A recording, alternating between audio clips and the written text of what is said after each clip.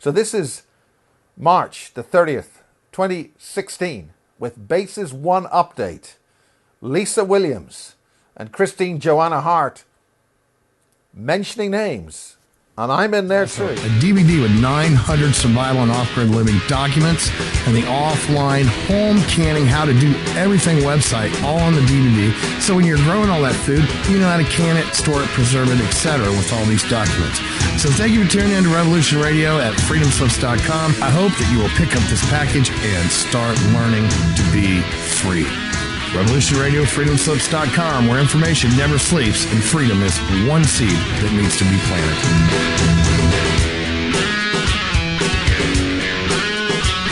What we do in life, it goes in eternity.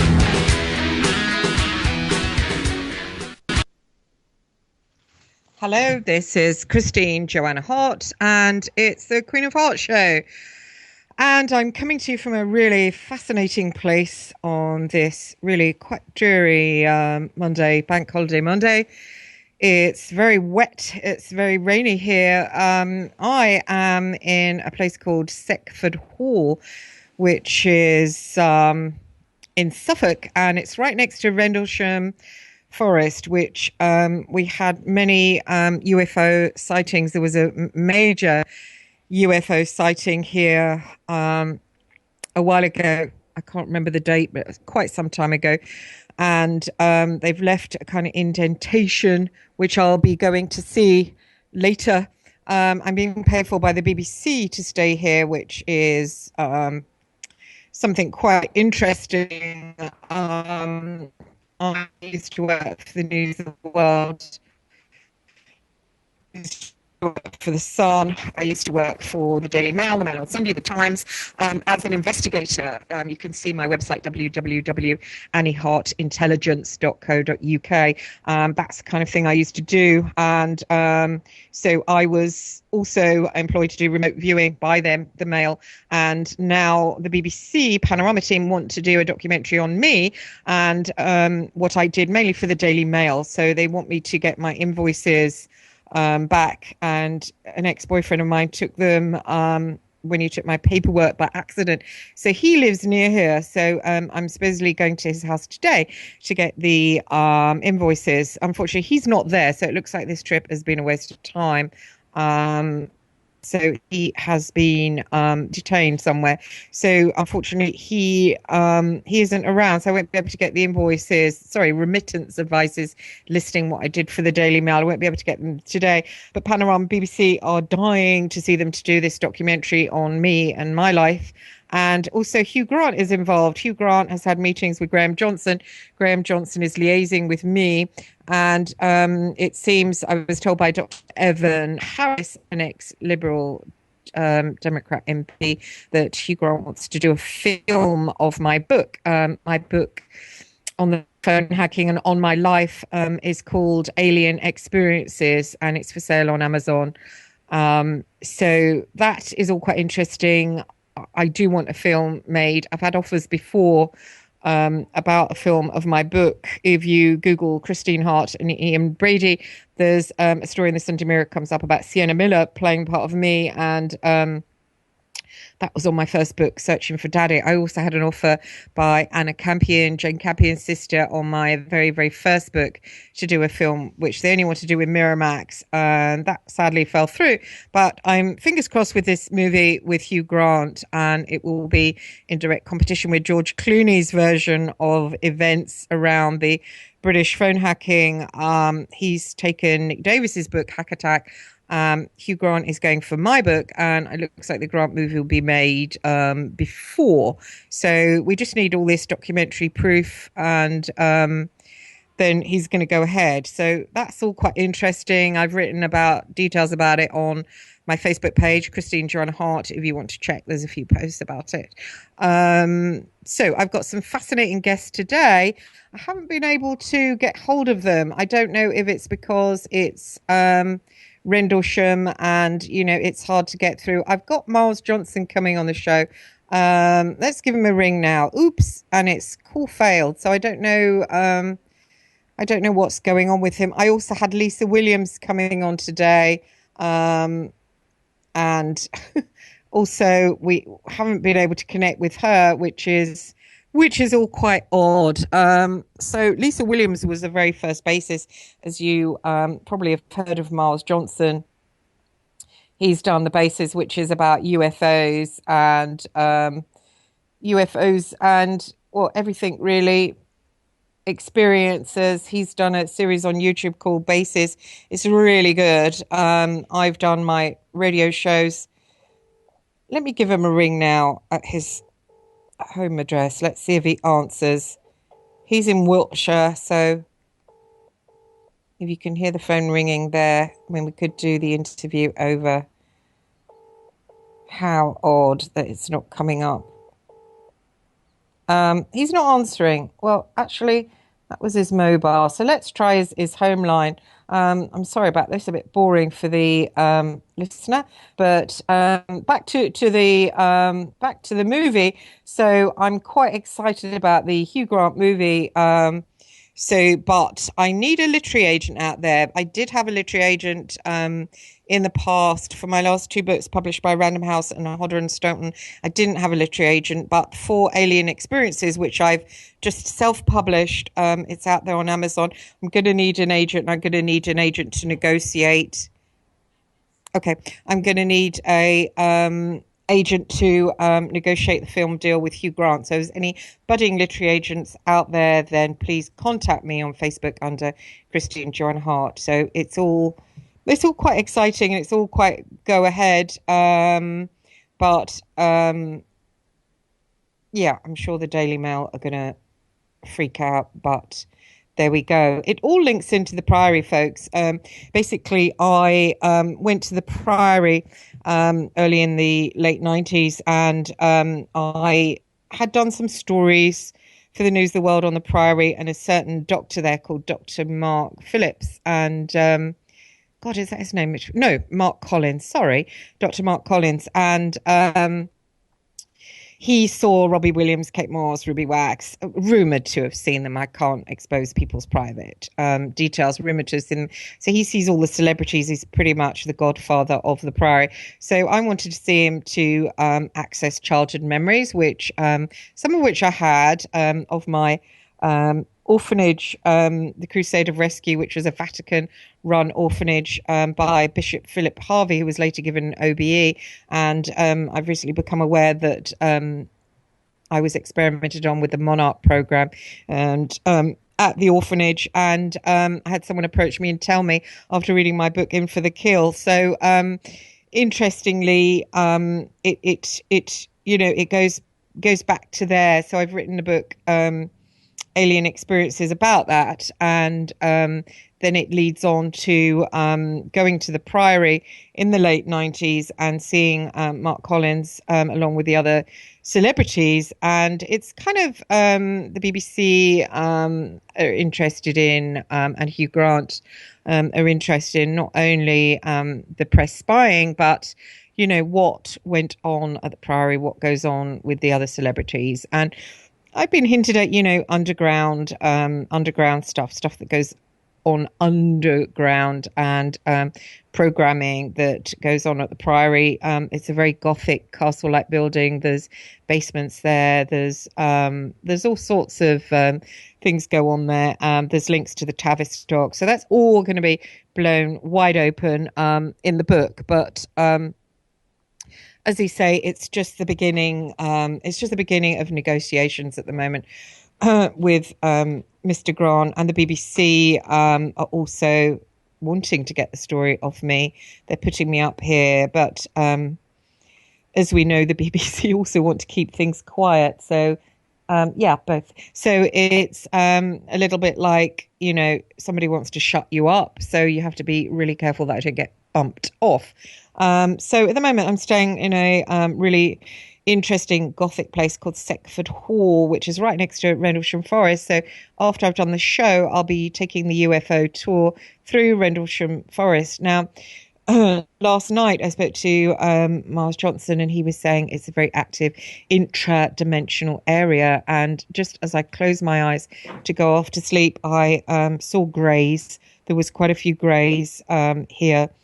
I was seeing close-ups of the greys, close-ups of their eyes, their bodies. Their eyes are fascinating when you get really, really close up. It's not a blank screen. It actually goes back into something fascinating. They're highly intradimensional. People say that they're government created, but I don't think so. I think they've been created by something else that knows far, far, far more abilities than we have, far more supernatural abilities than we have. They're actually absolutely fascinating creatures.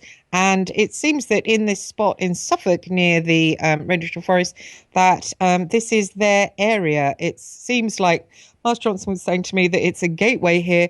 I don't know about a certain place being a gate, but it seems like the whole area is drenched with a kind of freedom, an intradimensional freedom. And I really felt it last night. I mean, back in London, you really do have to, either you're whisked out of your body and astrally journeying without much intent, or you do it with intent. But it's all very, it's almost like the air is...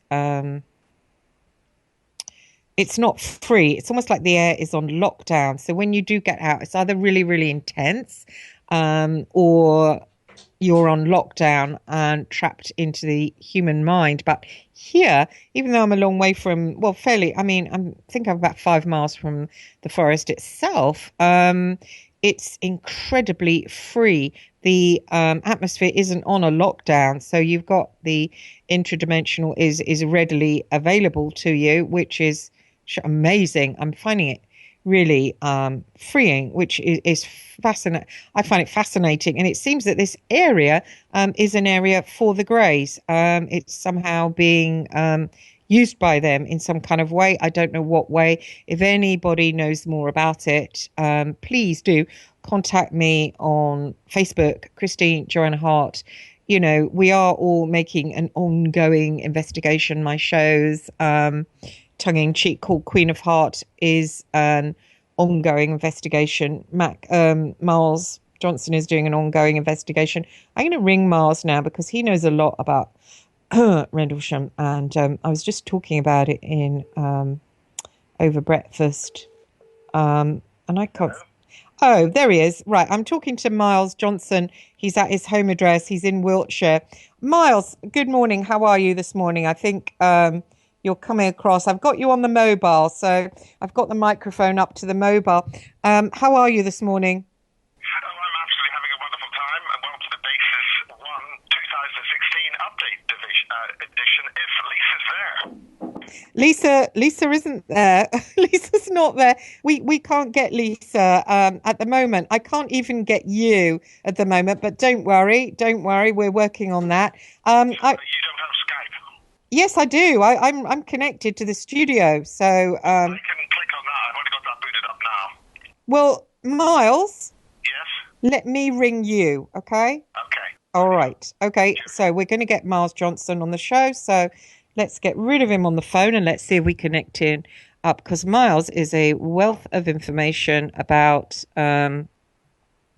Rendlesham, which I didn't know it was so interesting. I just thought it was some boring fuddy-duddy English dump, as England is a giant dump. I'd like to say a few words about the attack in Pakistan last night. Hello? Oh, there, Myles. Hi, you're here. Yeah.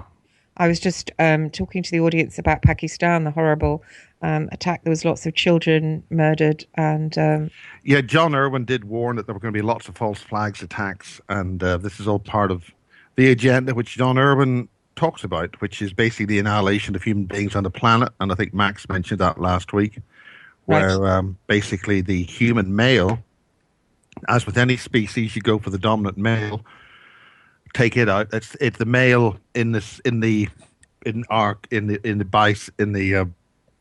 the male, the woman produces, and the male goes out there, protects in war and battle. That's why you have the stags and all that sort of thing. There's in this structure that we have, this bipolar structure that we have, the male is the one that, if you wish to get rid of a species or take control of it or farm it, you've got to get rid of the dominant male. And I think, or Lisa may have arrived. Lisa, hi, you're with us. Good morning. It's Lisa, everybody. It's Lisa Williams, and she was what bases, Mars? Lisa Williams and Barry King sat down in a park in Chelmsford. Chelmsford. And in 1994, and it was the most important videotape probably ever recorded, because this started this whole thing years before there was DVDs or internet or anything else. It was just a VHS, and the scale. I mean, I was talking to somebody last night who is actually related to James Casbolt, and her brother has been in the underground bases in Portendown and Boscombe, the underground bi-base twin base complex there, and this is years ago. He was so horrified by what they were doing there, he could not believe this country would be involved with such things. This is transgenic material, another totally individual different person, no connection to any of us in any way at all, apart from the fact I know this individual person referred to the creation of beings for use, quote, on the lunar bases. So this is a British base making creatures, program-generated life forms, which are now known as non-human cyborg units, or that's a different type of program-generated life form. And here we are in the sleepy hills of Wiltshire and West Berkshire, making just outside London, 100 miles outside London, making these transgenic beings for use on the secret space program on the moon. And this also illustrates that human bioframes can't do it in the type of tin can technology which was demonstrated as portraying that we went to the moon. We've got to use something else. And Lisa, welcome to Bases 1 2016 update. Hello.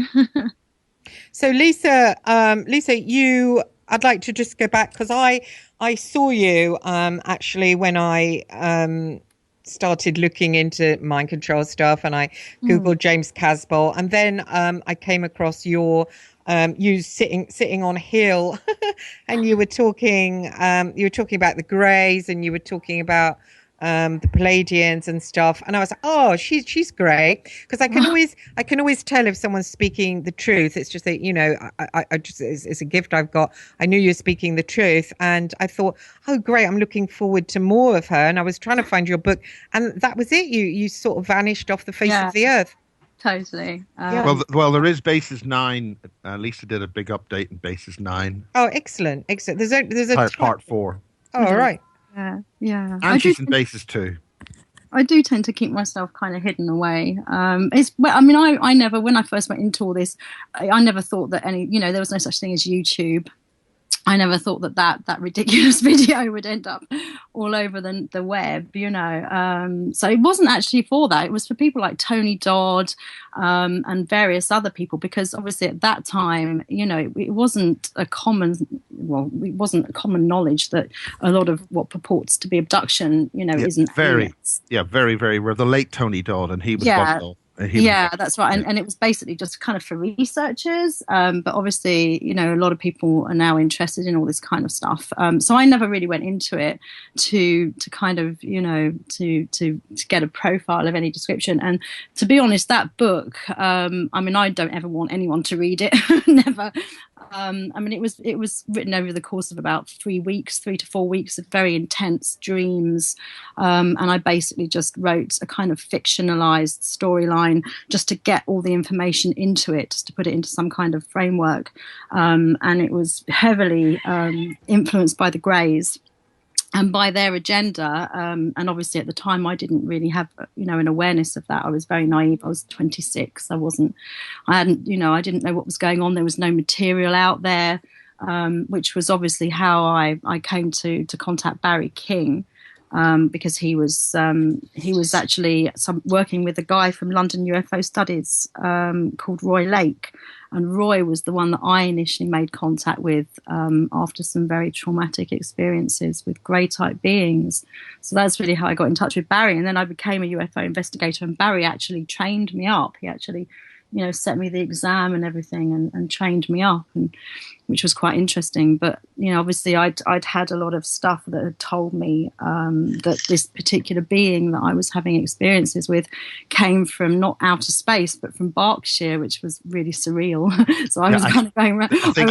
I think just to put people in perspective, the London UFO Studies is probably one of the most respected UFO groups in Britain. It is, yeah. I mean, people aren't that they don't go off on crazy tangents and stuff like that. I mean, in actual fact, if you've come from a background of the more sensationalist conspiracy theories, which we may or may not be able to evidence, may or may not be true, then quite a lot of what traditional old school ufologists talk about is considered really boring by researchers in the UFO field, because it's really kind of it's just trying to prove the nuts and bolts of the existence of UFOs, which obviously is still up for grabs. We still haven't really established that.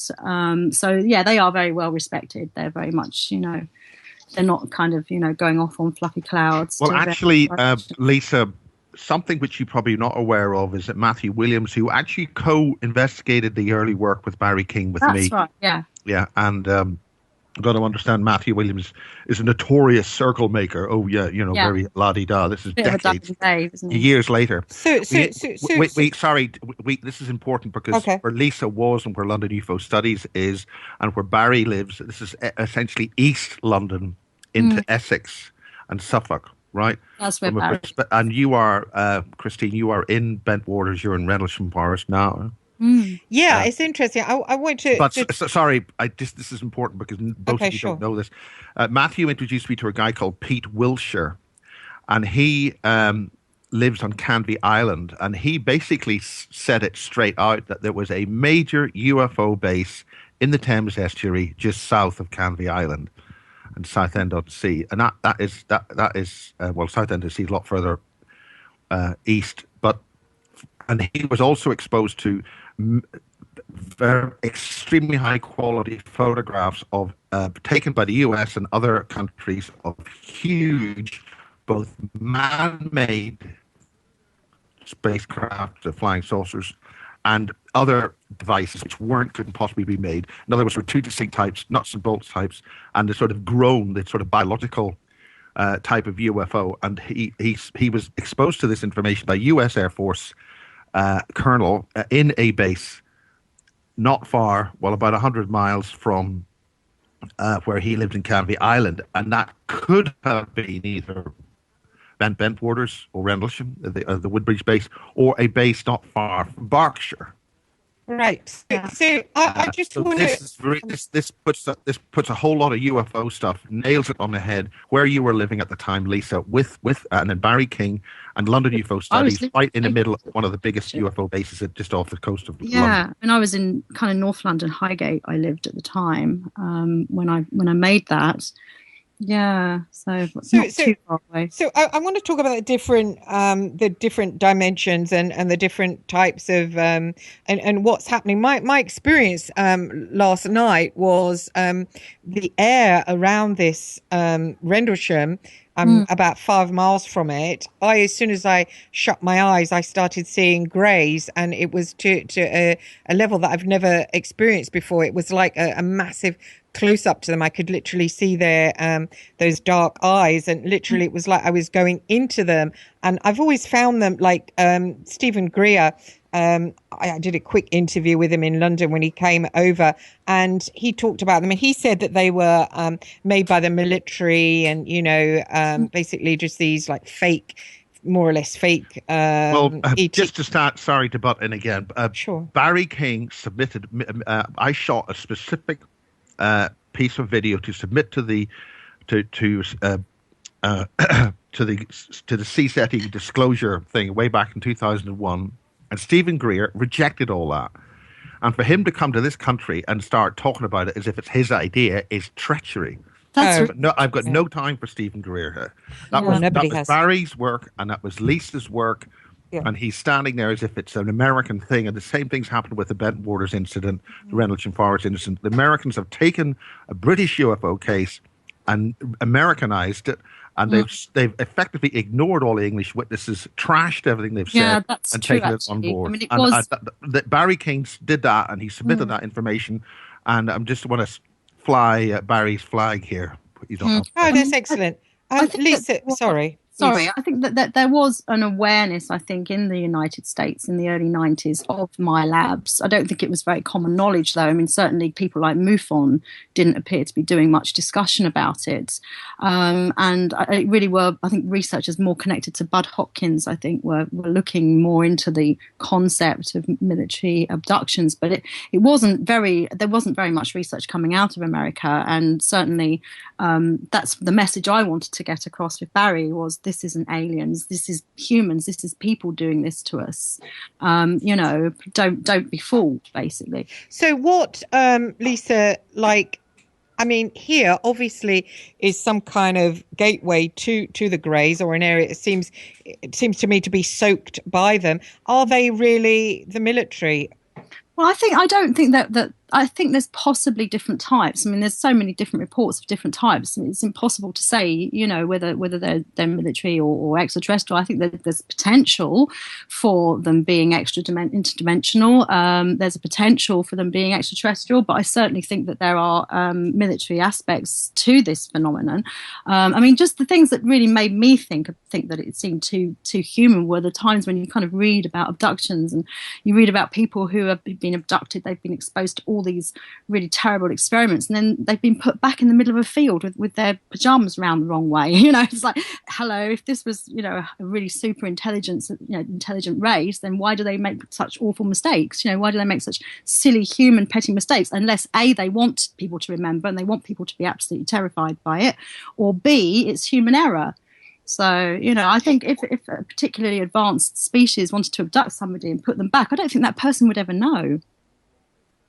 What about, I think if you look at Whitley Strieber's book Communion, it was almost like they wanted us to know, though, isn't it? That's right. There's an agenda here that is trying to make people, aware of abduction, of the potential of extraterrestrial life, of alien abduction. And I sometimes think that one of the main reasons they want to do this is to actually get people to look outside, away from planet Earth for the answers to these phenomena, because the answers, a lot of them are here. I also think that there's an agenda to get a lot of people feeling more in tune with being alien than being human, feeling more in tune with some mythical other planet that they might hail from than this planet that we live on. And the whole kind of agenda to alienate people from our planet, because our connection with our planet is one of our powers. And to break that connection, and to get people more focused on aliens and, sort of theoretical things that we could never prove, basically, is breaking that connection we have with our land. And I spent 20 years of my life in that position, waiting for things to happen, waiting to see if there was going to be some kind of, massive contact, waiting for 2012, all these things that a lot of conspiracy people, sit around wasting our lives, actually. But don't you think that aren't happening? Don't you think, Lisa, that at the moment it feels like our Earth is kind of running with blood, especially running with children's blood? I mean, like last night in Pakistan. Absolutely. So we're kind of looking for an escape. And I think that's part of it. I think that's an awful lot of the reason why people are so, it's easy for people to buy into this, because it's so painful living here. It can be so painful because of all the problems. And we have been purposefully anchored in pain. I do believe that the point of anchoring this planet in a pain frequency is to retard us as spiritual beings, and also potentially to try and bring about destruction to us. I was shown a whole load of different things relating to asteroids and how we tend to get more asteroids going past us the more low our vibration is, if there's a lot of pain on the planet. It's almost like good stuff. Lisa, this is something that Peter Paget revealed. Okay. Peter Paget is talking exactly about that situation. Is he? That's interesting. And also Valery Uvarov is talking exactly about that situation. Peter Paget has revealed to me, and he'll be speaking here in Devizes on May the 11th. Yeah. From 6 o'clock in the Wharf Theatre in Devizes. Peter Paget, when he explained, and he basically did the British disclosure, he blew the whole thing, that the whole UFO thing is real, the whole alien thing is real, the whole hierarchy of different types of beings who control us at a higher level, and how there's different versions of that, and there's another lot coming in, and all sorts of things. He explained in very clear detail, we do not have much now left. And Valerie Uvarov explained about the Earth Defense System, which is a system which is activated. It's ancient technology, and it shoots down these incoming, any threatening incoming asteroids. Yeah. And it will make sure that none of it reaches the Earth's surface. Any that does reach the Earth's surface is actually secondarily targeted by a more precise weapon, which totally atomizes and destroys anything that can potentially reach the Earth's surface that's damaging.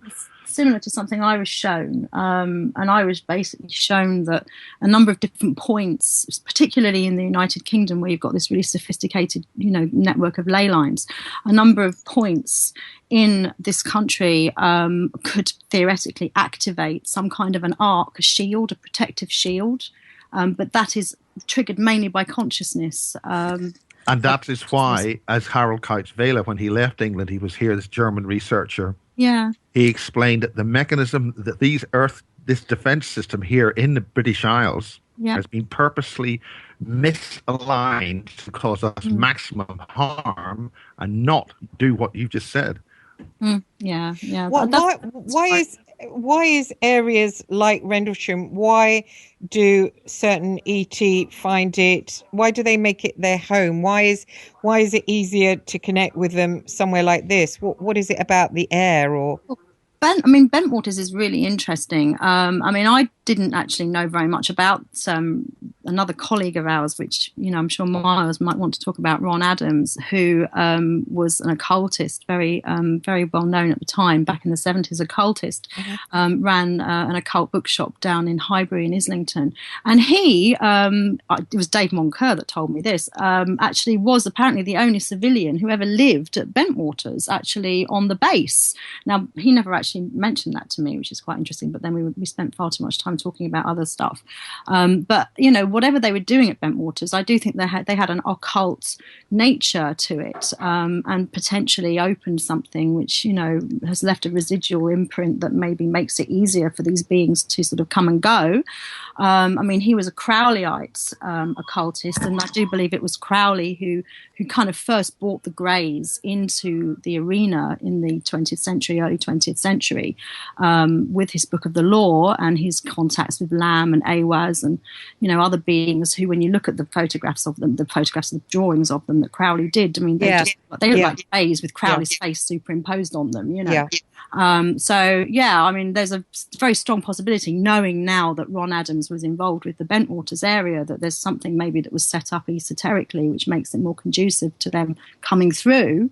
So that's definitely a potential. But it's weird, Lisa, that I always assumed if someone says something like that, it's a kind of little pocket that you have to go to. But it seems like all over this area is affected by it. So whatever they opened is pretty massive. Yeah, it could potentially so. It could also. I haven't seen a map of the ley line activity around there.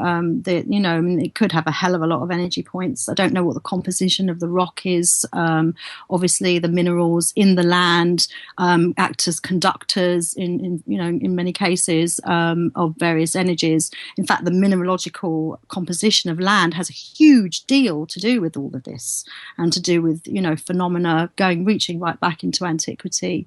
That's interesting. Because the water here, I noted the water in London, if I wash with it, it dries your skin out. It does. Yeah. And here, my skin is glowing. My son's skin, after a bath, I went, oh my God, his skin was glowing. Yeah. They won't have some time scale in it. London water's horrible anyway. It's basically refined urine, really, isn't it? It just gets kind of cleaned and put back into the water system. I don't know whereabouts in London you are. Thames water is potentially like that. We used to live near Barnet at one point, and Lee Valley water seemed to be quite nice. So I think it's more alive here. It's very much so. Yeah. So maybe that's to do with it. I mean, literally, as soon as I shut my eyes last night, I was sucked into.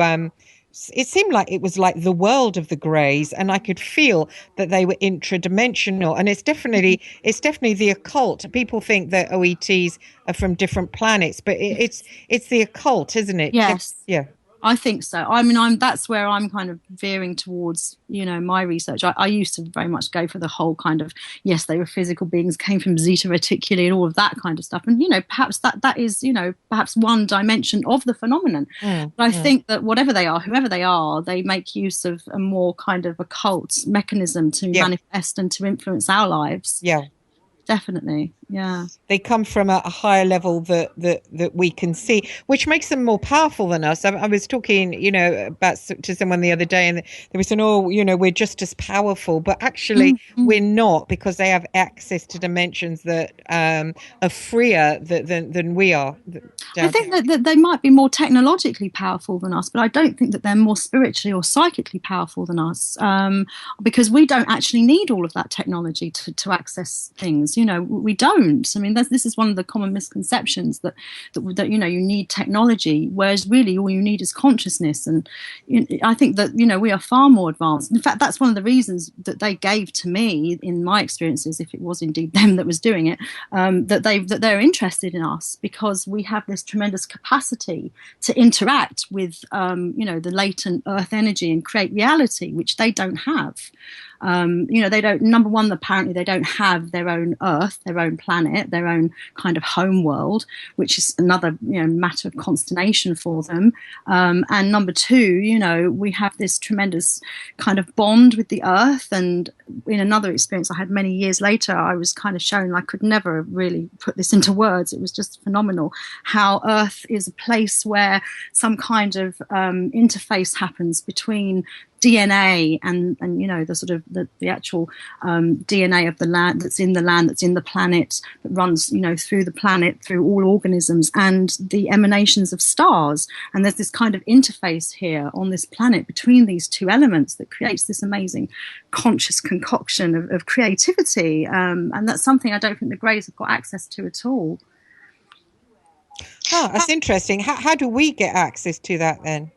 I mean, I think it's about believing in yourself, finding your connection to nature, finding where you belong. I mean, this is huge, finding the land. And you talked yourself about land, saying, Rendlesham, you kind of tuned into this very sort of grey type energy. And I think that the land has many different sort of facets, many different personalities according to where you go.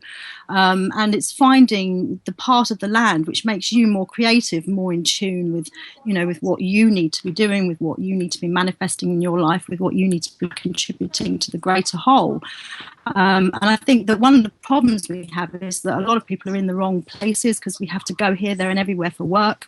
It's not necessarily about living on land that your DNA comes from. That's again a common misconception.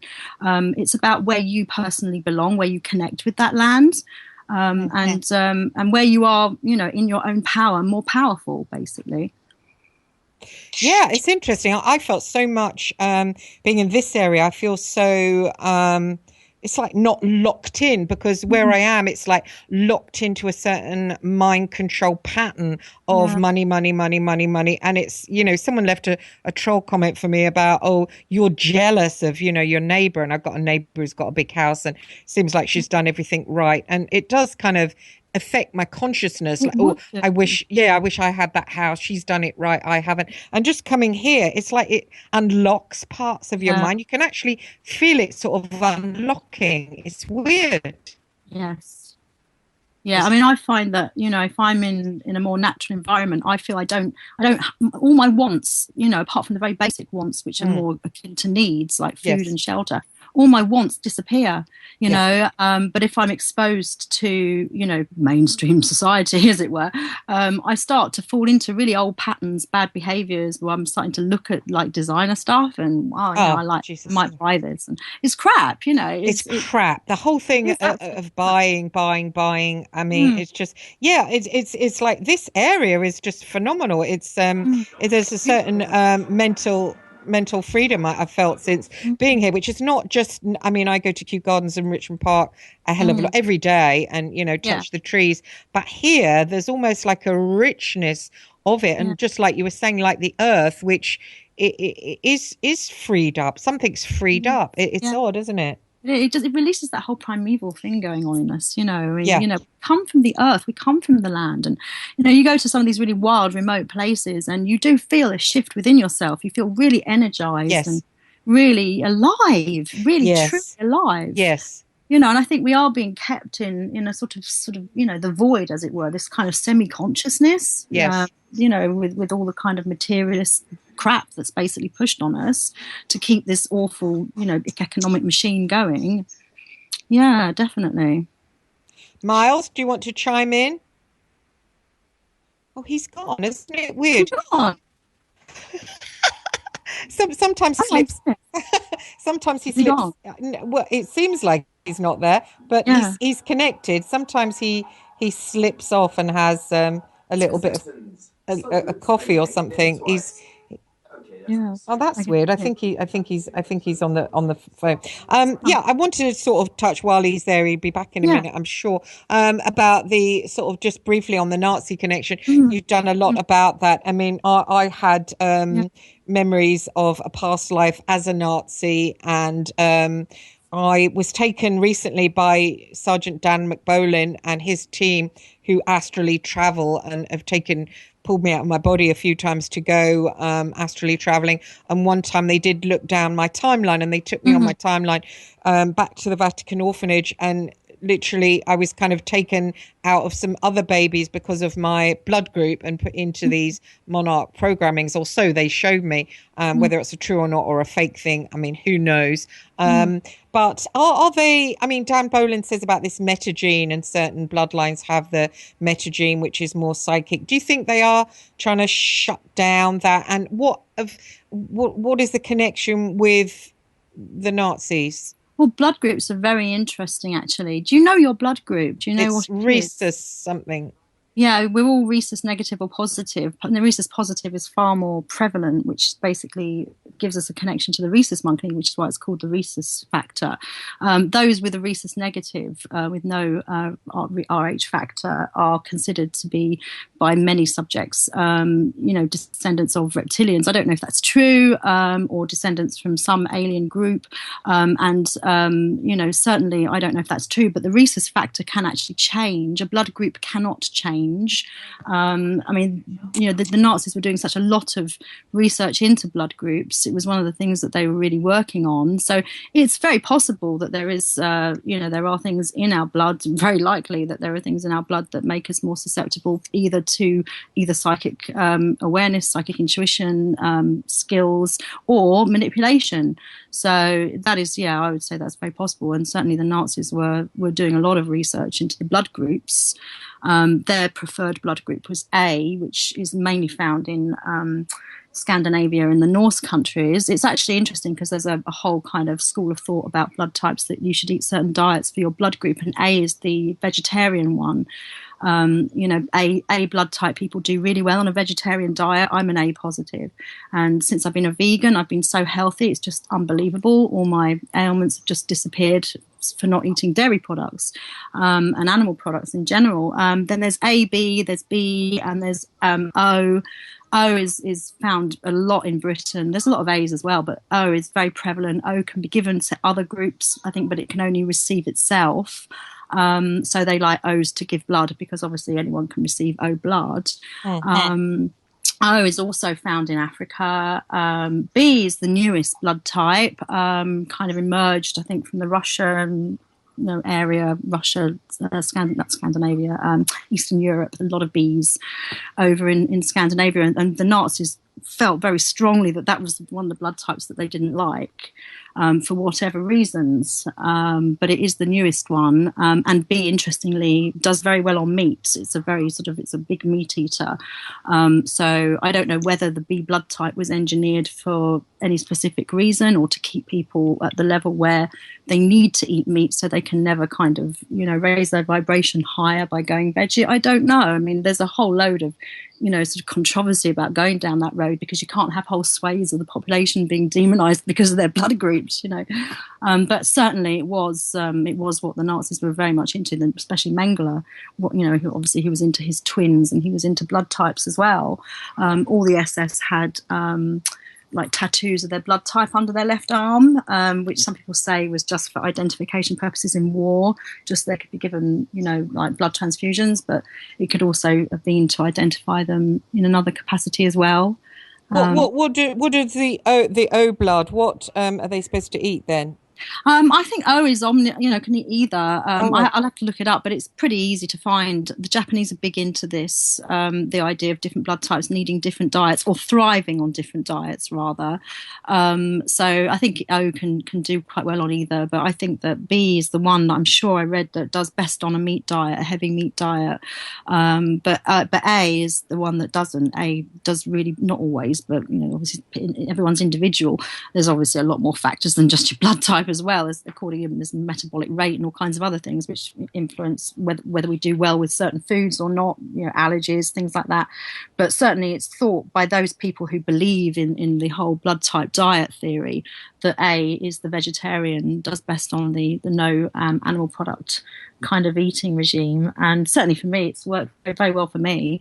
But that was the blood type the Nazis aspired to, was the A blood type. And it's interesting how a lot of them were vegetarians. Hitler was vegetarian most of the time, except when he went into Prague, and then he actually had pork to celebrate, I think, when he went into Prague for some surgeries. But yeah, a lot of them sort of played around with vegetarians. So they were murdering Jews because what? They were a different blood type, or you just thought? Who knows? I mean, certainly there's quite a lot of B blood types found in sort of Poland and Eastern Europe. It does seem to be quite a prevalent blood type in those regions. I wouldn't want to kind of say, yeah, that's why they were murdering Jews. There's a whole host of reasons why they were murdering Jews. I think there's also a whole host of manipulation going on as well, to encourage them to be anti-Semitic for various purposes. And certainly, Freemasonry, I think, has got a huge bearing on this as well. That's been hugely involved, and the Nazis, I think, were just as kind of suspicious of Freemasonry as they were of Judaism. Definitely. What is the thing? Because you mentioned, I don't know if you want to. You said it was someone else's. I can't remember what you said last night in the text. I think you mentioned something about the reincarnated Nazis. I think Casbolt, and I keep having, and you said you did. I think did you? Yeah. And you said something. Sorry, carry on. Oh no, there's a whole load of really interesting stuff around that. I mean, I was interested in the Third Reich for various reasons to do with the technology. When I first got involved in the whole UFO research arena, I was interested in whether or not they had things like the Haunibu and all the alleged prototype craft that they were developing. I was interested in the work of Victor Schauberger, but I was very, very, I was very turned off by the anti-Semitism. I didn't like it at all. I felt very uncomfortable with it. I don't think you can blanket say any one group of people are worse than the other. We all know that there are key members of banking that are Jewish. Yes, we know that. But having said that, I've known far more nice Jews than nasty ones. So I'm one of these people that I cannot go for that whole, I do not like that element of Nazism. So I was very turned off all that. And when I first started getting involved with researching the reincarnation dimension of Nazism, I was totally shocked to have my own recall and my own experiences of the SS. And I started looking around other people, forums, and other people who had this. And one of the things that I found that was really blew my mind was so many people who've experienced this recall of having Nazi past lives or SS past lives in particular are now women, very spiritual women who are not racist in any way, shape or form, who are very enlightened, who are often very accomplished, who all have a kind of connection to the more mystical side of the goddess and that type of, feminine experience. And I was like, hey, why is this? Why are all these women identifying with Nazism? There has to be something going on. And when you start looking looking more deeply into what Himmler was up to, and you see that he was really interested in the witches, and you find that the center that he developed for his SS order was at Wewelsburg, which was one of the places where they had witch trials, where they actually interrogated the witches in the same way as the Gestapo interrogated people, you know, torture, getting them to torturing them till they confessed. And you look at it and you think, hang on a minute, you know, I mean, why is this? You know, could it be that the SS, some of the key members of the SS, potentially were the reincarnations of these witches? You know, it would be quite easy for an agenda to get all these very angry female spirits to buy into this, you know, let's hurt the children of the Hebrew God kind of, you know, it would be quite easy to get these souls to buy into that kind of agenda. And I do think that, you know, one of the things, again, that struck me, because I've been going around to Poland a lot and working with a Polish colleague, and I thought, right, you know, I want to find out about the places where these mass killings took place, and not just the death camps, but the mass actions where they would line people up and shoot them. You know, hundreds of innocent people shot into pits. You know, you cannot fathom the agony that's created in, you know, on the planet, you know, and I wanted to find out the history of these places. And lo and behold, all the places so far that we've identified, and a lot of them, you know, off the beaten track, they're not even, you know, well recorded, have all got a connection to ancient goddess worship, which is really interesting. And it's like, why? You know, is this purposeful? You know, is there something behind the scenes manipulating this? Or is it a byproduct of pain that's got trapped in our reality grid from the witches being persecuted, that has later manifested in a way that attacks the supposed children of the Hebrew God that attacked them? Do you see what I mean? That's interesting. And I think it's fascinating, and that's one of the things that I'm kind of working on at the minute, and I haven't finished. It's work in progress, really. Eventually I do intend to go back to Poland and to, you know, to go to more places. And one of the things that I do, you know, I actually do a lot of healing work on the land, where I go to places where real atrocities have happened, and I cry and I grieve, and I literally help to cleanse the land by grieving, by feeling the pain that's trapped there, by grieving, letting it out, and hopefully, you know, transmuting some of that pain into something more positive, you know, by actually saying, you know, look, there are people who care. Lisa, there are people who care about what happened to these people. Yes. These people. Yeah. Excellent. Lisa, there's a really important conference. It's a Second Earth conference, Project Earth conference, run by these brilliant Polish people who are really woken up. I'm there, being invited back again, and that's on the 22nd of April. And they would really love to hear what you're saying. It'd be brilliant if you could try and make it there, or even some other. I wish I could. I mean, I'm going to have more time in a couple of years. I'm doing a degree at the minute, and it's slap bang in the middle of exam season and everything, and, you know, final, you know, projects being handed in and signed off. The people. And there's a publisher there, they want to hear this stuff, they're switched on, they're really, everything you just said, they absolutely would just go for it. I would love to talk to people in Poland, and I think that certainly for the future I would like to do that. I would like to network with more Polish researchers, because I think there's stuff that hasn't been discovered yet. There's masses of stuff, not only about the Third Reich and what the Nazis were up to, but also about the land itself. Why was it targeted? Why was that piece of land targeted for this massive... Igor Wachowski will be at the BasisCon 2016 conference in August. But something which John Irwin told me quite recently, and a lot of things John Irwin will say will be a little bit recent. They'll just suddenly he'll say something, well, why the hell did you tell me that 5 years ago? That sort of thing. Yeah. One of the key reasons for World War II was because of what happened at that henge, which Igor Wachowski is referred to. Oh, Wenceslas mine, yeah. Yeah, well, that's where they did successfully use a counter-rotating magnetic field device. And even the actual transport, or otherwise known as the Nazi Bell, and in one of the tests, they thought they'd got a spaceship, but they didn't know what they'd actually got. And I think when Keach... Yeah.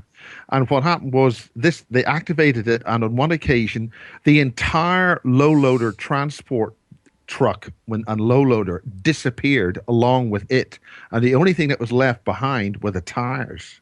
So that's, in a way, it's very much like the Philadelphia experiment when they that's exactly why they went out to code the ship, but they basically sent it into hyperspace. No, but this is the whole point. They got that Nazi technology. That is why they had to have World War II. Yeah. World War II was to stop the Nazis gaining fuller control of that technology. They stole it from the Nazis. They used it on the Philadelphia experiment, and the middle section of the ship disappeared, and the rest of it sank. It was really interesting, actually, talking about the Philadelphia experiment. There were apparently, allegedly, reports in an Italian newspaper that sailors kind of, materialized in a cafe, fused to tables, and that when the ship came back, there were sailors who had fused to the bulkhead. So something went on. I don't think that's altogether the reason why World War II had to happen. One of them. What are the other reasons? The Book of the Law explains that, basically, I think what was going on was that this latent feminine energy that has been demonized, that has also caused a lot of trouble because, hell hath no fury than a woman scorned, basically. Again, going back to the SS, I mean, hell hath no fury just about says it all, really, doesn't it, with them? This energy, this latent feminine energy that's been persecuted and downtrodden for so long, I think there was an attempt, and Crowley was very open about wanting to bring back the goddess, but in the Book of the Law, which of course is dictated to him by Lamb, it says that, the goddess is basically brought back and instructed to kill her heart. And this kind of goes into the whole thing of killing the heart, destroying the humanity, destroying that kind of nurturing element of the feminine energy. This is crucial, Lisa, in terms of what happens at the Hadron Collider, these CERN colliders. Another contact I had explained that a lot of the senior levels of management of these devices died because of the heart, loss of the heart. And right now they're bringing in artists. They're bringing in artists to CERN. Yeah, I heard. And reactivate that.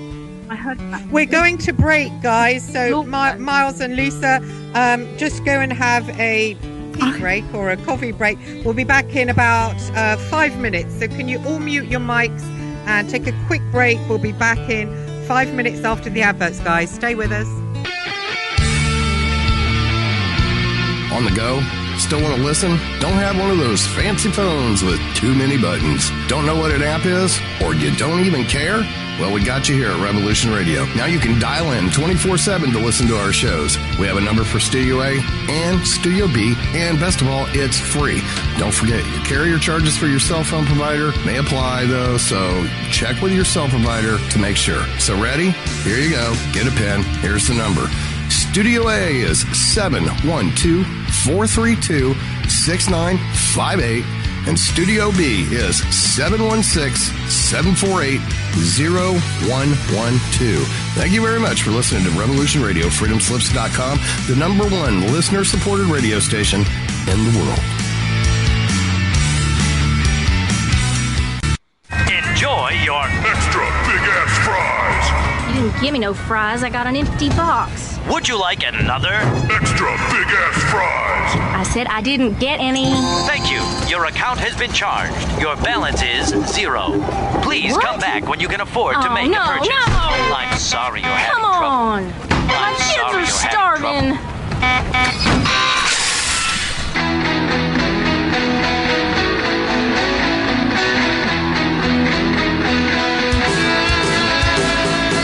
Thank you for tuning in to Revolution Radio.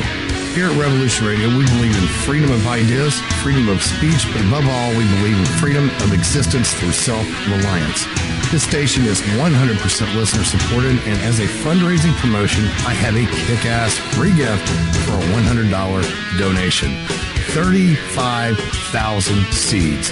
25 years in the freezer. Long-term storable, 54 different varieties.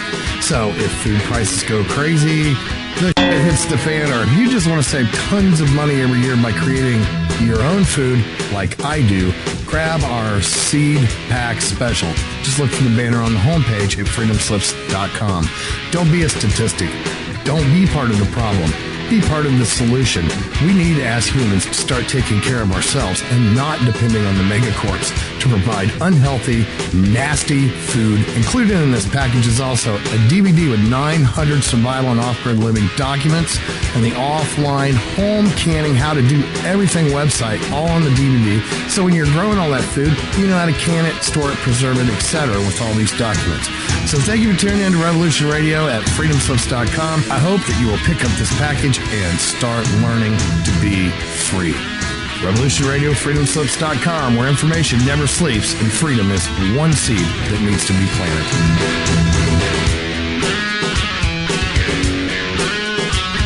What we do in life, it goes in eternity. Hello, it's Christine Joanna Hart, and you're back at the Queen of Hearts show.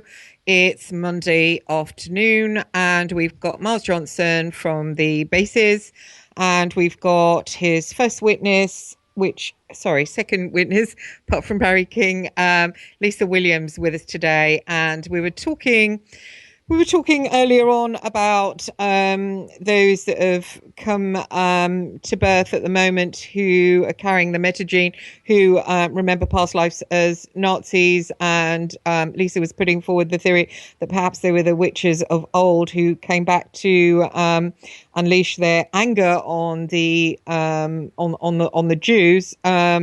And on a Jewish God, which is quite interesting because I had Mike Kaiser, the biblical scholar, on the show a few weeks ago, and we were talking about the Nakash, and the Nakash is one of the lesser gods, and he is actually the god of this earth, and he's the reptilian God, which kind of links in with all these reptilians we're seeing, and that in the Garden of Eden it was a reptile, which is why it's called a serpent. So this Nakash is also known as the Lord of Death or Lord of the Underworld, and I don't know, might he be the Jewish God, Lisa?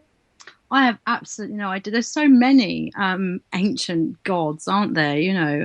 It's pretty kind of hard to know. I mean, I consider God as in this great universal being, and encompassing all religions, all creeds, all beings, and everything. So, when I read the Bible when I was younger, I could never get my head around why this wonderful, omnipotent God of everything would get jealous. It would have no need to get jealous. This whole I, the Lord thy God, am a jealous God. Well, you're not my God then, mate, because mine doesn't need to be jealous because it is everything. I could never get my head around any of that. So there's obviously other deities at play. Some of what's in the Old Testament does sound a heck of a lot more about ego than it does about God. But then you're also dealing with a time when people were slaves, and I suppose they needed that kind of leadership, that kind of you will do what I say leadership, perhaps to actually mobilize them. So how much of it is some kind of being or our interpretation of that being? It's probably a mixture of both, really, isn't it?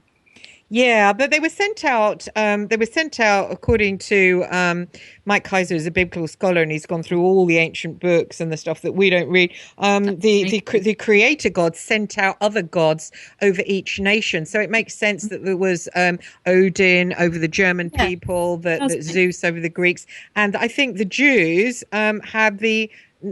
Possibly have the Nakash, and was the Nakash, that's the chosen people of the Nakash, which is of this earth, and perhaps the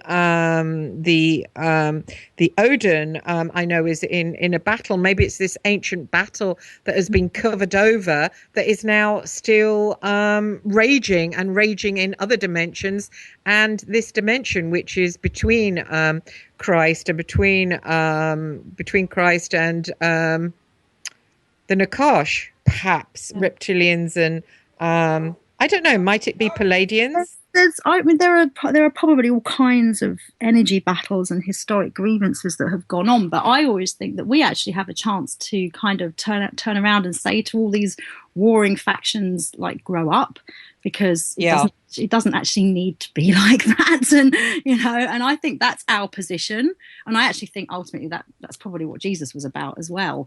About saying, look, we don't need all these these petty kind of tribal wars. We just need a kind of one humanity to kind of move forward together.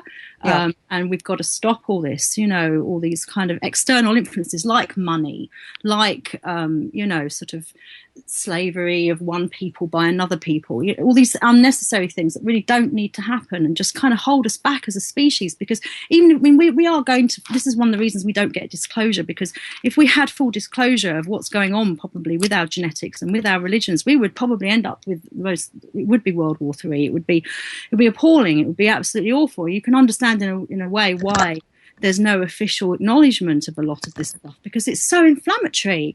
And you've just got to listen to some of the stuff that is on in the conspiracy world. It's one of the reasons I haven't spoken out, because obviously I am talking about Nazi research, and I have to be really careful about how that comes out, because the last thing I want is to trigger people who've got their own agendas. That's not what I'm about at all. I'm interested in finding out why things happened and changing negatives into positives and transforming how we view the past, you know, to inform the future so that we don't necessarily have to have that. Because one of the things I'm convinced about is there is an agenda to lead us to a false Armageddon, you know, a false end time scenario, so that certain technology perhaps can be ushered in, you know, perhaps like the microchip, who knows, perhaps like, you know, these transhuman ideas of taking the consciousness out of the brain and putting it onto computer disk, all of this kind of stuff. You know, I think the only way you'll get anything like that en masse, and the shutting down of the population en masse, is by engineering war and trouble. That's, you know, that's obvious. And I think that there are, you know, a lot of very good people out there who believe in their religions, believe in Allah, if they're Muslims, or, you know, God, the biblical God, if they're Christian, and in Jesus, and they really are good people, and they're just trying to make sense out of all of this stuff that's out there. And somebody and some agendas are manipulating that to try and lead us to, you know, an apocalypse of man-made origin, perhaps. Yeah, it looks like, I mean, last night it was like in Pakistan, Christians were, you know, so now we're all supposed to say, oh, dirty Muslims, oh, it's them, and they really are. Well, it's divide and conquer, isn't it? Oh, massive trying to, even the newspapers are trying to whip it up. You know, this guy as well, this Muslim guy who said oh, goodwill to Christians, got murdered by another Muslim. I mean, there's a massive agenda, isn't there? There's a huge agenda. Sorry, Christine. I mean, as a print journalist, to say that even the newspapers would whip a thing like that up is slightly disingenuous. I know. Well, I'm not disingenuous. I have a 12-year-old boy. No. Miles, hang on. I'm not being disingenuous. I have a 12-year-old boy running around my hotel room, literally trying to get me off the radio. Now he's locked himself outside. He's banging on the window. Mummy, get off the radio and open the door. So I'm sorry if I'm wording things wrongly, but I've got massive stress. I've also got the Hacked Off team and Hugh Grant bearing down on me, saying they're going to basically screw up my life if I don't provide evidence that I spied on the Priory for the Daily Mail. So I'm sorry if I word things wrong, but I've got massive amounts of stress on me at the moment, you know? That is really bad. Yeah, it is bad. Yeah, it is bad. No, I mean, I said that, Christine, because the newspaper industry has specifically been engineering an awful lot of this fear. The false stories, the complete disingenuity of journalism, and the way that they have done so much harm by maintaining these lies. I mean, the whole 9/11 thing, I don't want to bring that up, but lie after lie after lie is put out by the press. They have no moral fortitude in this whatsoever, on print or news transmission.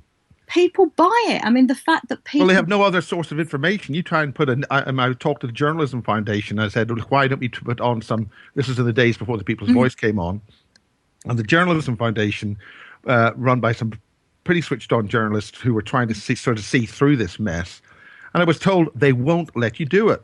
I mean, I've done pirate radio. I'm looking for millions of pounds right now to put on an independent transmission system. And the media will have to pay for their crimes in this regard. The media is no more innocent than the people who are blowing up those people in Pakistan. Well, the media, they are part of it. They must be held to account. They're part of it, but they've been taken over by the Jews, and basically... Forget who they're taken over by. There are journalists, there are responsible adults, there are responsible people in media, Ofcom, these people in Ofcom, self-appointed high priests of our moral fortitude, are criminals, and they must be taken to account for their crimes. They are as terrorist as the people who are blowing up those people in foreign lands and in this country. The media have blood on their hands on this, and they cannot stand in any way as like pious realms of innocence. Okay, I'll keep quiet now.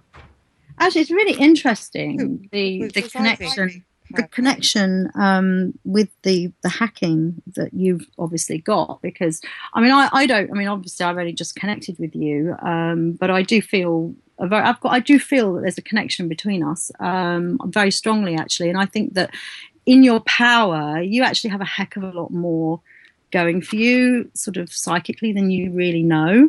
And I do think for that reason you also need to be careful, because you're a bit like me. You can be abused. You can be, used for other agendas. I've had it myself. I do feel to a certain extent that the work I did in the beginning with triggering, the bases was, manipulated by another agenda to get the stuff out there. So it is easily done. But I do wonder, how deep this hacking thing goes, because it's had a huge impact on law, massive impact on law. Some of the laws that have come in. Exactly. And you know what, Lisa? It was caused by MI6. Okay. Now I work for a guy called John Boyle. That's Boyall. He's a multi-millionaire. You don't get owning an £8 million mansion in Peasemarsh for nothing. He has an antique front company. He works for MI6, and he's connected by people like Stuart Paul Robb of KCS, people like Hacklight. This is all out there. You don't have to trust me. Google it. I know. I'm not saying to you. I'm saying to the listeners who might be cynical, it's all out there. He's working for them. Basically, I introduced Boyle to Greg Miskew. He brought in phone hacking, computer hacking. That was all brought in via MI6 to the News of the World, and I think it was done with Murdoch's approval. Let it go ahead, and then they shut down the News of the World. But it's not shut down, it's muted into the Sun on Sunday. So he takes a little bit of embarrassment, then he gets his prize. Jerry Hall is his prize. Yes, his prize. Everyone knows that. That's his prize that he gets from the Illuminati. And basically now the press is tied up. The press don't do any investigations anymore. No, that's it. And it's basically silenced the decent journalism that was out there, Yeah, there was some, but newspapers now, they put out things like, investigates, but it's not, because for a fact, they use people like me. I'm a private investigator. I'm not even actually a journalist. I'm a private investigator. And they hired people like me, and now they don't do it anymore, and journalists can't investigate. It's very hard for journalists to get anywhere as well. When I was actually in an elected role, when I was working on child protection, and I actually, John Sweeney from the BBC actually phoned me up because I was trying to expose the kind of stuff that was going on with the family courts and the children being taken away from their parents with absolutely no way of scrutinising it for as an elected member, or for the public to scrutinise these processes. And John Sweeney himself said, you can go out there, you can investigate all this stuff, but can you put it out there? No, you cannot. And that's John Sweeney. So it's hacking, to be fair. Well, it was going to be exposed. Boyle was going to expose. Nick Davis from The Guardian. We hung out for literally years and years and years, and I've got all the emails to prove it. We were quite close. And then when it came for Hack Attack to be published, I thought he was going to expose my link, and also John Boyle. I wrote a book, How Nick Davies Hired Me to Spy, which you can still get on Amazon, about Nick and I and what went on and how I introduced Boyle and how Greg Miskew. That book has been buried. Nobody bloody reads it. And thank you. And in Hack Attack, Nick Davies left me out. He called me a code name. He called me York. So he covered up Boyle, and he said to me, I've put Boyle in there, but no way has he put the connection with MI6. And now Hack Attack, Hacked Off, and Hugh Grant is bearing down on me via this ex-MP, Dr. Evan Harris, to produce these invoices. You've got to be joking. Oh, do you know him? Yeah, Christine, that's why I told you to contact Lisa. Chance. Say that again. Sorry, thanks, Miles. Was he a Liberal Democrat? Yes, he's an MP. Yes. Okay. He's been remote viewing me, Lisa. So he's got some kind of, I know he's a chess genius. Every night since I met him, he comes to me in the Astral and he's trying to find out what I know, because I've had to call on he's quite strong psychically. I've had to call on every psychic protection I have got to knock him out. There's something very nasty in the Lib Dem party, and quite honestly, even though I wasn't particularly over the moon to see a Tory government, majority government getting in, at least you know where you are with the Tories. You know when they're going to be nasty because they've got the kind of history of it. With the Lib Dems, there's something very sinister and an awful lot of paedophilia goes on. Well, I mean, Lisa, the history of the 1970s and various MPs. Cyril Smith, yes. Cyril Smith. But the crucial thing about this is MI6, interdimensional beings. That's what I was tracking at Sky Television.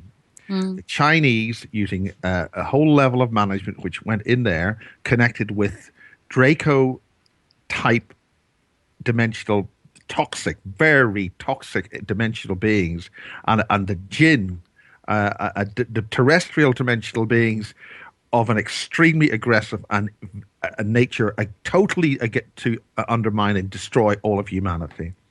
Well, interestingly, he's a Jewish guy, because he boasted. We had lunch. I had lunch with Dr. Evan Harris the other day and Graham Johnson in Kew, my cuisine in Kew.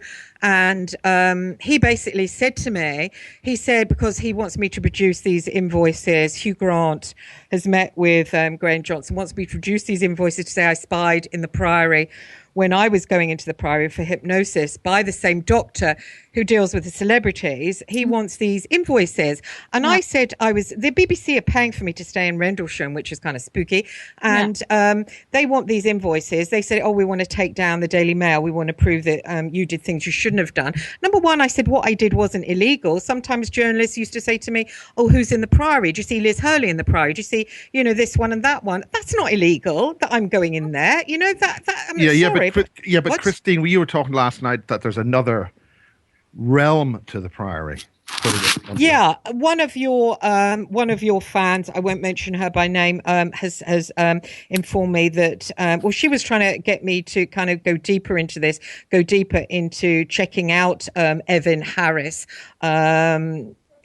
Psychically. And we were doing some readings, and she was saying that she's read stuff as well online about there being rituals in the Priory, and that Priory is linked with the Tavistock. And this is about mind controlling celebrities, that celebrities go back in the Priory to be mind controlled. And this might be all about Hugh Grant trying to find out what do various factions of the press, because some of them, will be honest, know about the Priory and what goes on with celebrities that go in there. Yeah, but this is the whole thing about, this is something which you might be interested in, Lisa, that in Poland they want to do a whole thing on this, the music industry and celebrities and the rituals and the connections with other dimensional beings. This is all pointing to, this is what Max Spears referred to in that Channel 4 program. The powers that be cannot be seen. No. They're not in this realm. And interesting, Collins, Mark shows that these beings are not as powerful as us. Yes, they need that, and that's why they need live through to do disgusting things by living through people and piggybacking on these people's lives. Then they are not powerful in my book.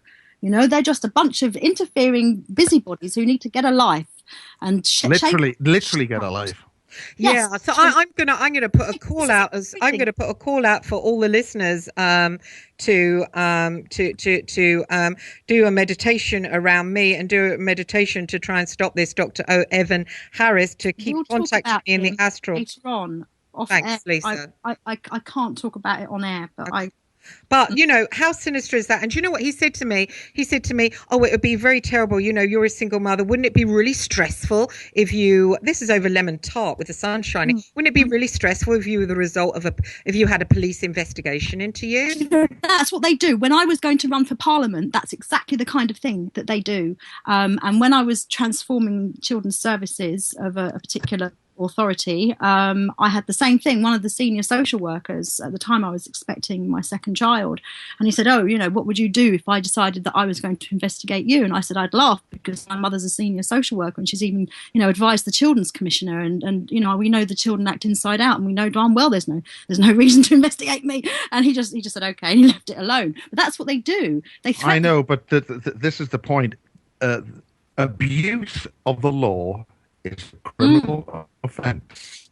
So what he's done, Miles. This is another reason why. What? I'm sorry. Hang on a sec, Lisa. So what he's done to me, Miles, is that a criminal offence, Miles? If they're using the law, if they're using a police uniform, or if they're using the status of their office within a particular police or judicial system, that is criminal and it is corruption, and they will pay. Crime does not pay, ladies and gentlemen.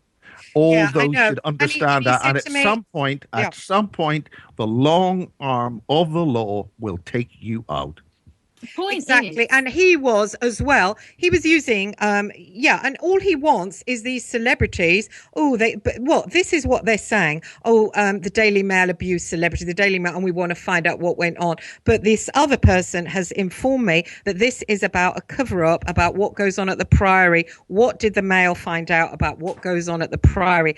And it's been led by Hugh Grant to find out what exactly went on. Now, there's a guy there who runs the Priory called Mark Collins, and they call him Doctor Who, because what he does this hypnosis, and he did it on me, and it takes you back through time, and they literally call him a Time Lord. Hypnotherapy. What? Regressive hypnotherapy.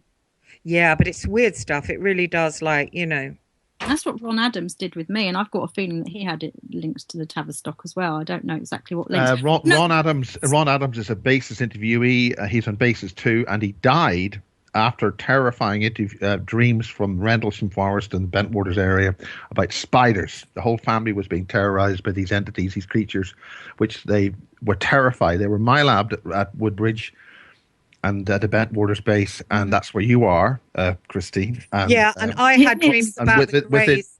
I had, Miles, not dreams, it was like I had the greys all over me last night. I could even feel them making me open my mouth and trying to get in there. So why have the BBC, and I've got evidence of this via email, why have the BBC put me near Rendlesham Forest? Why have they said, you go out there, get the invoices from your boyfriend, we'll put you up in a certain hotel? I mean, my boyfriend lives miles away ex-boyfriend lives miles away in Cambridge. Why are they saying stay near Rendlesham? And why is Hugh Grant involved? What's going on? Well, they're up to no good, ladies and gentlemen. They're trying to get into your head. The point about Ron Adams that Lisa just mentioned was that within a few weeks of us doing the interview, and Lisa, you were there in the background, I know. Ron was dead. Ron phoned me up. He knew he was going to go. He knew the Greys were going to get him. He told me that. The Greys came for me last night, yeah. But the Greys, I'd hardly get anything from them now, because when I do, I end up chasing them around the room, and they go away again. They're not like they're more scared of us than we are of them. I'm not scared of them, Lisa. Yeah, I hear you. I'm not scared of them. Definitely. These people like Evan Harris might think that I am, but I'm not. About how people, if people want to have a fair chance at fighting anything that comes along, as we move further into this whole police state kind of situation, they need to arm themselves with facts about the law.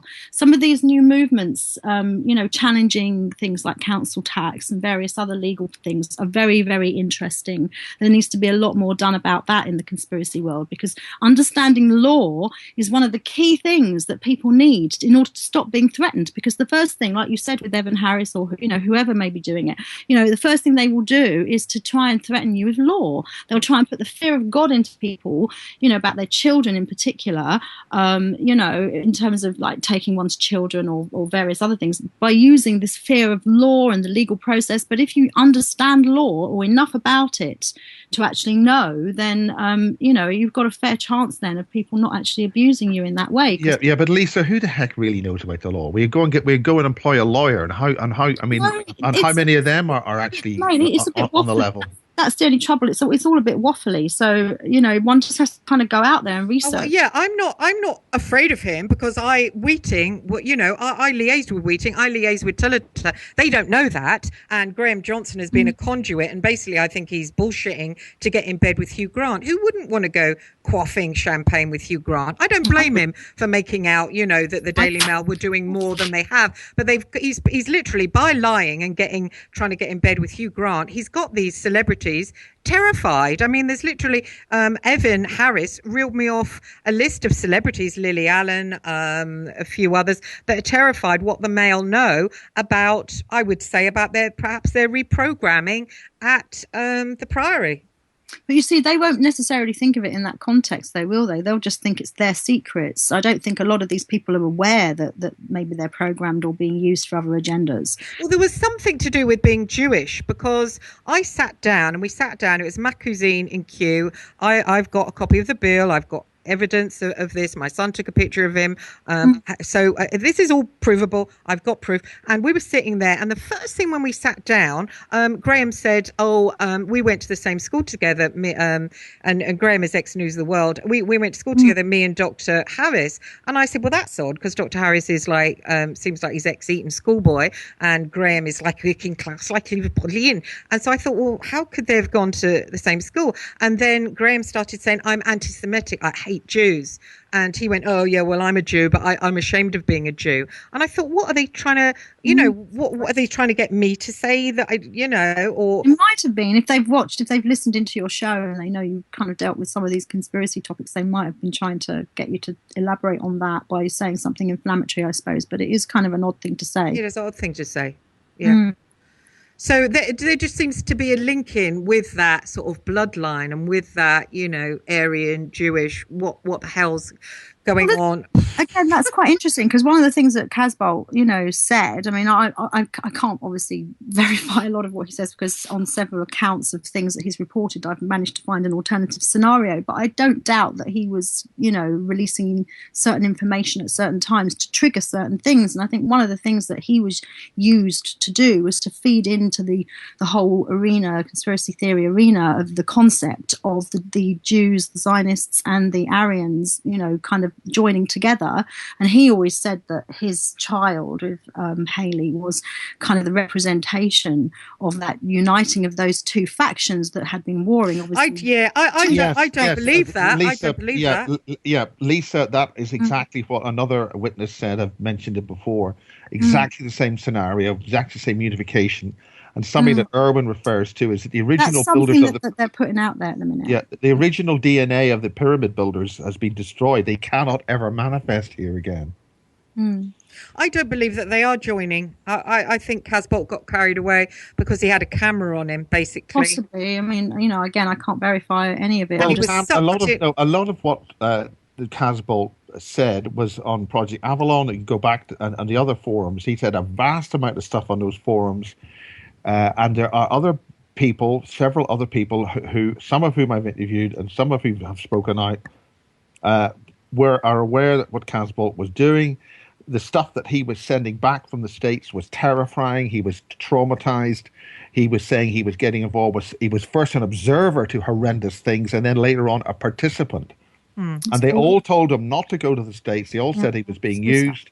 And they also said, this is the people who knew him personally, worked with him in these situations, and said that the guy who came back from the States was not the same man, not the same person. He wasn't the same man, Only a couple of days ago, a week or so ago, Gabe Cruz, who's a cell phone engineer, who's gone through, subtly seen a whole pile of things happening with cell phone digital coding.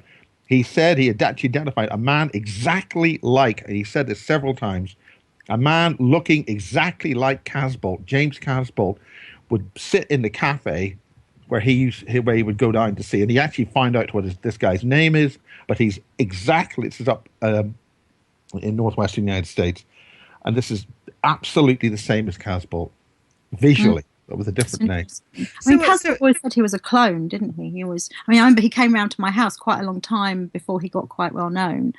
He came down to have a chat with me after he spoke to Barry, because he sought Barry out, and then he came and he chatted to me.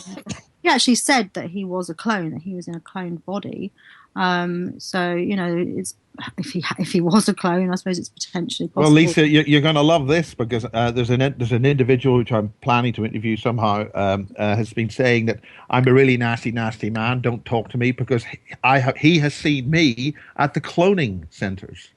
Right. Okay. Now, if he's seen me at the cloning centres, what the hell's he been doing there? But we'll have to see. Well, I mean, James always alleged that I was a clone, but I really don't know about all this side of it. You know, I'm not 100% certain. That I think a lot of this stuff is being put in our minds to trick us. You know, I agree with you, Lisa. Yeah. It just seems like an awful lot of really sort of expensive science to spend to kind of, you know, do something that they don't need to do. Well, they've clearly been doing it for some reason. They've been doing it here in Britain. They've been involving the Germans, dealing with whether. Oh gosh, I think the technology exists, definitely. I mean, I think that, you know, that they're far more advanced than but something that about reincarnation, which you said earlier, that one of the things was that Valery Uvarov was explaining about the miracle, or it's not a miracle, but the amazing effect they've got now of having controlled reincarnation, which you can take your memories with you. Now that I do believe, and I think the Russians are talking about that, and the Russians are also said they've been disclosing for 8 years. I think that's something that the SS were involved with. I think that there was conscious attempts to reincarnate key people from, you know, their mythology, the Aryan race, and various other things, and themselves. I'm sure that that's one of the things that they were up to. I've had memories of saying to some of what I called the brothers, we'll reincarnate and we'll meet back here again. So I think it was a plot with the SS.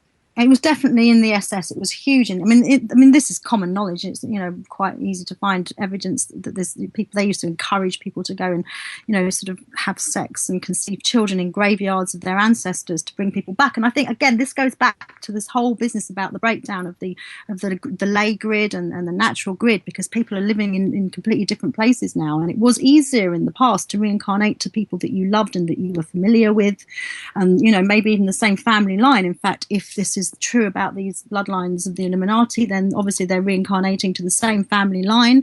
Obviously it's money potentially with them doing it more than love, but it is possible to reincarnate via love, which is the strongest force in the universe, you know, to find soulmates and people that we love again and again. You know, I think love is stronger than death. But at the end of the day, you know, to be able to learn to actually ensure that you can reincarnate your loved ones down your line or into your, you know, future incarnations is huge. I mean, I can certainly see the SS working on that, definitely. Interesting. I feel that I only till recently have been reincarnated with people that I'm supposed to be with. My family, adoptive family, was almost like a different race to me, you know. They were kind of anything creative, they kind of blotted out. Yes. And life was about peanut butter sandwiches. It was taken to a really, really low level. Yes, that's such a shame though. I mean, that's the thing that you know, it does make you wonder again if equally, you know, people sort of reincarnating to the wrong circumstances, and that can really have an effect on the whole of one's life. Yeah. You know, I think that I mean, you know, some people say, oh, it's totally random where you're reincarnated if reincarnation exists, but I don't think that that's true. I think that this is continually the narrative that we're taught in the West is continually disinforming us, continually pushing us away from these crucial elements which we've got to understand, and it's quite clear that can be developed. That is why these Paget refers to. He refers to how the Rothschild donation tricked us into developing the computer technology, which we're handing virtually everything over to, is a Trojan technology. It's got a technological backdoor, and right now our computer companies developing hive control systems which control tens of thousands of computer systems by one controller and keep all compliant.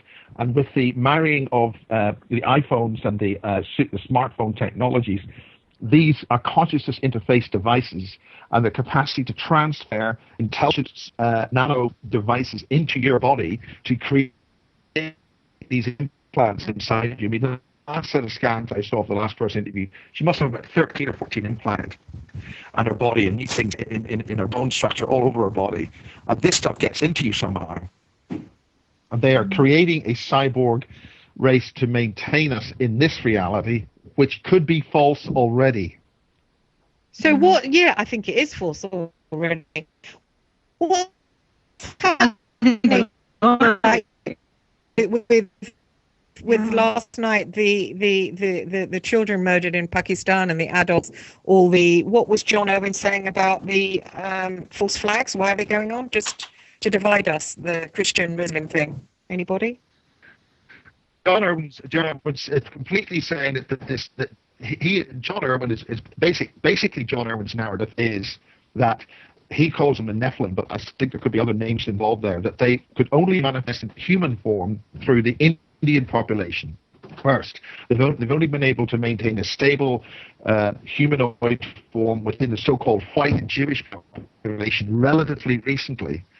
And these are Nephilim. These are creatures who are here to completely enslave and destroy us, but maintain us for manifesting reality purposes. That's to say, are using our manifestation capabilities.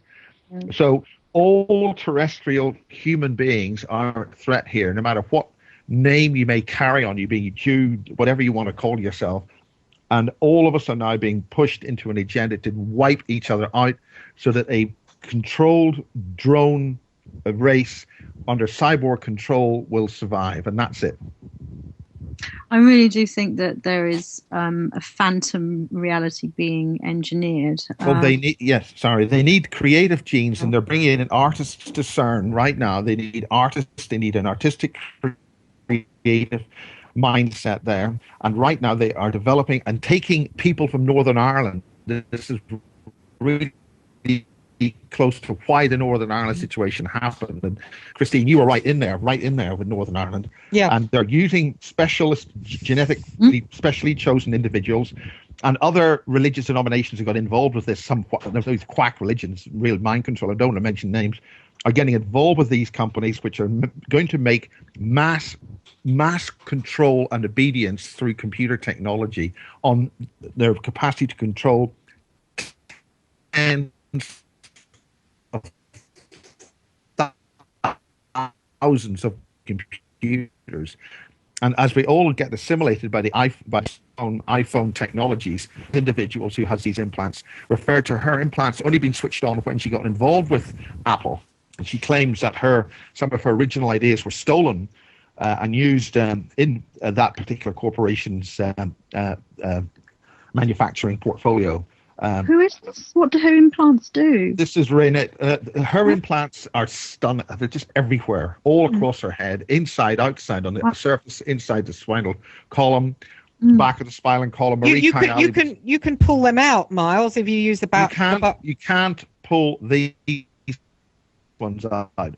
And Marie Kayali had some of hers removed under surgery in Dublin. Took 6 months to remove them from her mouth. If you look at the X-rays, this other individual, Renee, showed me the X-rays. The stuff goes so far into the skull. You don't want to pull any of that stuff out. You don't know what the heck you're dealing with. Right. Those bigger ones. With pliers. I mean, Kieran wants to have his taken out. He wants to go to Thailand or something. This stuff is so small. It's embedded into your genetic structure. It's minute. And this is what you can see. Sorry. With what is then in the electrically programmed domain in the astral, your biogenic field. Can I Sorry, you were saying, Miles, about Northern Ireland. Interestingly, Dr. Evan Harris, this chess genius Eton schoolboy, he brought up Northern Ireland. He said, I want to investigate the part of your book that talks about Northern Ireland. Did you really have this love affair with the Real IRA commander? And I said, well, why is it interesting? He said, oh, I want to check that out. And they said, would I go with this friend of theirs or a journalist that knows Harris over to Northern Ireland on a pretext of checking out something that happened years ago to introduce Harris to my contacts, my journalistic contacts. Yeah, but the point about Northern Ireland is it was waking up in the 1960s. They were getting peace. Everybody was talking to each other, and they reanimated the IRA to run that. The IRA was 100% MI6 and the elite. There was another level much higher than that, which was above the United Nations. It was some kind of supra organization above the United Nations, and they went in and they kept the thing going. They went and murdered a whole busload of Protestant workers so that they would stir up so much hate against the Catholic population. It would keep the whole thing going. They were doing that right across the board. And I suspect that what they're trying to do with you is to track down something in there. And I told you this. They're trying to track down something in Northern Ireland, which they've missed something. And they're trying to use they've missed something, they've screwed up somewhere. The bottom line is that the Irish were waking up over thousands of years. The Battle of the Boyne before that, much earlier than that, rituals were used to make sure that the Irish, and the term Ireland is angry land. It's nothing to do with the original name. Aryan land. Aryan land. Yeah. Well, there's a tie then between the Jewish and the Aryan at war. The Jew is a manufactured subspecies by the Nephilim using human bioframes. Right. So we're going much earlier. We're going back to the Atlantean times, the original reason why we had the huge catastrophe, which is now, we're warned now that we're coming up to that time again. We do not have much time left. Valerie Yurvarov is referring to a failure of the Earth defense system. We've got no defenses. Something is happening that is going to happen again, which is as similar in catastrophic sizes as the original flood. The only difference now this time is we don't have an ice age, which means the effect is going to be completely different than it happened then. But the survivors to that were linked from the ancient Egyptians and the people who lived in the islands off the coast of Europe, i.e. the British Isles. I have memories of Egyptian past life. Yes, well, this force from Rome, which came, this despotic, and there's a key portal which is active to this day. Researchers have been in it very recently, and that portal is to the other realms, and that's gating directly into the Vatican. It's gating directly into the Irish, the island of Ireland, to shut them down from waking up. What happened in the 1960s, Ireland began to awake, and I'm involved with a major project involved with the term Ireland Awakes, and that happened in Belfast. They started to wake up, be switched on. They needed the Troubles to shut it down. They brought in all the Concora stuff and all the child stuff and the despotic evil that was brought in to get people, and the multiple religions that are in Northern Ireland. They're a bunch of quacko mindset, mind virus, lunatic religions have got there. Are mechanisms to make sure they don't wake up to find out what's going on. I mean, Ireland is very, very... They are now using Irish people in these computer companies, specifically selected from Belfast, Northern Ireland, for the purposes of making this hive mind, multi-global computer system more stable. But then, sure, that's happening to the Celts in general, though. But the Celts are this idea again. The Celts came from Europe to Ireland. It's completely the other way around. The Celts are much more recent.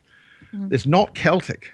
The highest proportion of recent. No, what I'm talking about, I don't mean the Celts as a race or as an alleged race. I'm talking about the alleged Celtic lands of the British Isles. I mean, you've got Cornwall, you've got Wales, you've got Scotland, you've got Ireland. But that's before the seas rose. This is also because of the points on the grid that are in these lands. Yes, absolutely. But this is what Harold Couch-Vela was referring to, that those energetic systems have been rewired for toxic purposes. Yes, because they don't. The whole point is to actually to disconnect people from the natural grid. They want to put it onto a phantom grid because then they can shut it down. Yes, and all of the portal areas in Ireland had the feminine element of those portals was all destroyed. The feminine element was corrupted. Yes, it was transmuted, which means it can actually be transmuted back again. That goes back to the Book of the Law, when you've got these occultists, Freemasonic occultists, who are basically instructing the goddess to kill her heart and to become the warrior lord of the 40s, which basically is World War II. It all goes back to this, using that energy, transmuting it for a bad result. It can be changed. That means it's because there are elements on the other side of those portals who are doing this. Not necessarily. They're gating through. They're gating through from there to here. Isn't it more likely? If they continue to do this, those beings and great civilizations, which we must respect in those other realms and dimensions, will be destroyed. This is the purpose of this other intelligence which has arrived here. That's up for debate. I think that there are other things going on as well. I'm not saying that that's not the case. I don't know enough about it. If the agenda of these creatures, it continues, and what has been deposited here from afar, continues to grow without being educated and peacefully, lovingly cared for, it's like an embryonic evolving intelligence, which in its early stage is just defend, eat, live, defend, eat, live. If it's given love and care, and again, this is what other commentators have mentioned, if we give the heart loving energy from us to it and teach it this love, then we can help. It can help. And that starts here with people. Yes. Which is why there's an attack on the heart, because if we are able to educate this intelligence, it'll grow into a happy and wonderful, fulfilling. There's a film called The Dark Crystal, and I think that out of all the films out there about any scenarios, I think this one has got the potential key to the whole situation, where you get the two joining at the very end and transforming everything into something good. This stuff is not necessarily outside of us. This is the other thing that, that really struck me in my own journey. We can kind of put demons out there and spirits out there and various other entities out there, but they're not necessarily out there. They're potentially part of us as well, in terms of, everything being connected up. If something's in our lives, it's there for a reason, and we have a duty to kind of interact with it. I think that's why I quite like a lot of what's coming out of, I can't remember the lady's name. Eisenhower, lady with the surname Eisenhower. Yeah, she's daughter. She talks about transmuting negative into positive, and I think that is key to all of this. And it goes into what you said about the heart. Teaching whatever's out there to love, by which obviously starts with us. Again. Yeah, that's it. It's about that caring thing, and this thing is transmuting it. Yeah. Great. I mean, Peter Moon uses the phrase "making great evil change its mind." Yes. That says just what I've said. Yeah. And I think that's really where we need to be operating at that level. Whilst I like putting all this kind of stuff out there, I also think that there's a danger to putting it out there, that it actually breeds fear. And I think fear is one of the things that makes bad stuff happen. Because, a lot of people, they can't get their heads around it. I mean, it's taken me 20 odd years to get my head around my own situation, and I'm not even there yet. Well, yeah, and this is exactly the point, is that whilst we're exposing this to wider collective group of people thinking, it's got to be done with those caveats. Yeah.